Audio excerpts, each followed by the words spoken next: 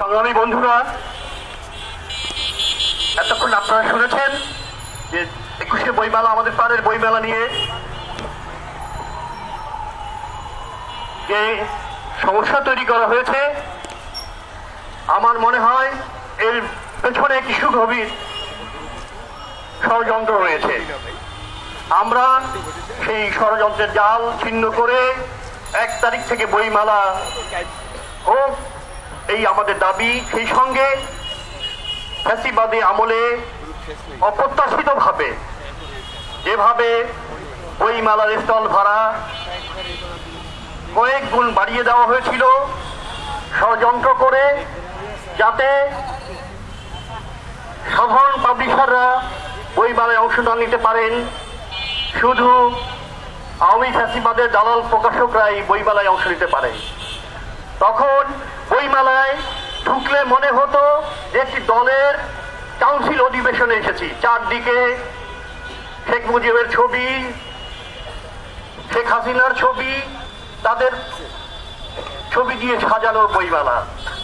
এবং সেই সময় থেকে বইমেলার পাঠক ক্রেতা যে কমতে শুরু করেছে, সেই ধারা এখনো অব্যাহত।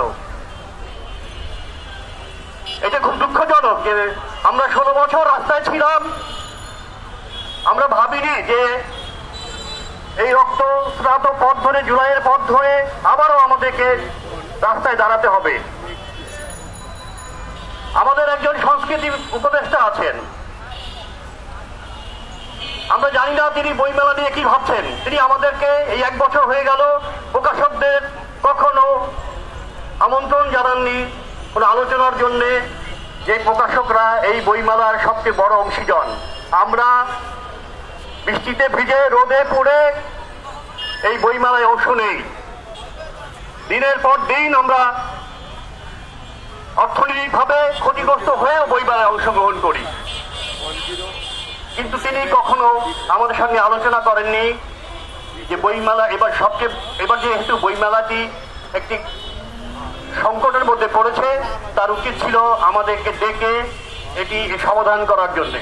বাংলা একাডেমি একটি স্বায়ত্তশাসিত প্রতিষ্ঠান, কিন্তু বর্তমান প্রশাসন দেখলে মনে হয় না যে এটি একটি স্বায়ত্তশাসিত প্রতিষ্ঠান।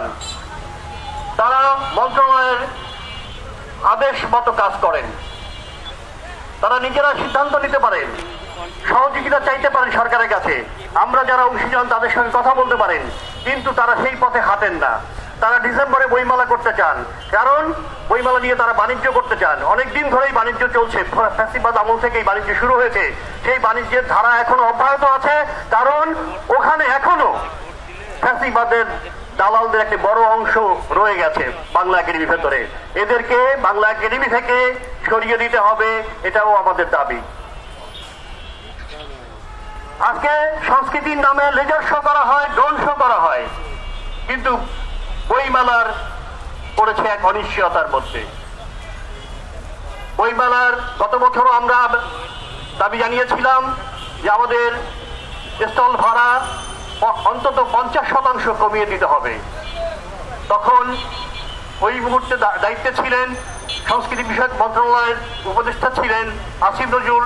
তিনি নীতিগতভাবে রাজি হয়েছিলেন এবং ওই সভা থেকেই, প্রকাশকদের ওই সভা থেকেই বাংলা একাডেমির ডিজি মহোদয়কে উনি হোয়াটসঅ্যাপ করেছিলেন, বলেছিলেন যে প্রকাশকদের অন্তত 25% যেন কমিয়ে দেওয়ার ব্যবস্থা করা হয়। কিন্তু বাংলা একাডেমি কর্তৃপক্ষ সেটি করেনি। তারা নানা রকম টাল বাহানা করে এই ভাড়া অক্ষুণ্ণ রেখেছে। বাংলা একাডেমি কি কোনো বাণিজ্যিক প্রতিষ্ঠান? তারা যে এতগুলি স্পন্সর পান, সেই স্পন্সরের টাকা কোথায় যায়? সেটি কি পাবলিশারদের কোনো কল্যাণে ব্যয় হয়, প্রকাশকদের কোনো কল্যাণে ব্যয় হয়? এই হিসাব তারা দেন না কেন? আমি কমিটিতে ছিলাম গতবার, আমি বলেছিলাম যে গত 15-16 বছর যা হওয়ার হয়েছে, আপনারা এবার অন্তত ট্রান্সপারেন্ট থাকেন, আপনারা অর্থনৈতিক হিসাবটা দিবেন যে বইমেলা বাবদ আপনাদের কত টাকা আয় হয়, কত টাকা খরচ হয়। কিন্তু তারা সেই হিসাব দেননি। আমরা বলেছিলাম এই বইমেলাটির পরে একটি পর্যালোচনা মিটিং করেন, সেই মিটিংটিও তারা করেনি।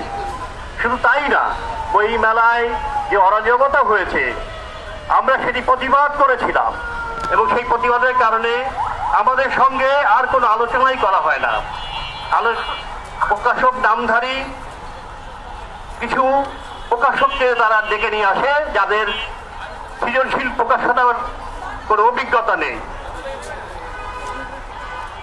অতএব আমরা বলবো যে আজকের এই সভা থেকে আমরা আমাদের দাবি আদায়ের জন্য আমরা বলছি যে আমাদের যা যা করা দরকার আমরা সেটি করব।